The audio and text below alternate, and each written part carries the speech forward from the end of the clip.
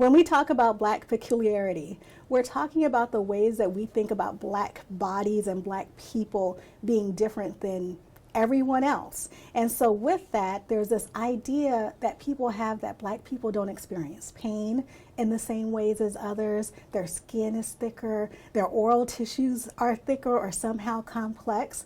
And so with this idea, this biological focus on race, it means that people will think that if there are any diseases, instead of pointing to the prevalence of a disease, they'll say that it is your Blackness that causes the disease.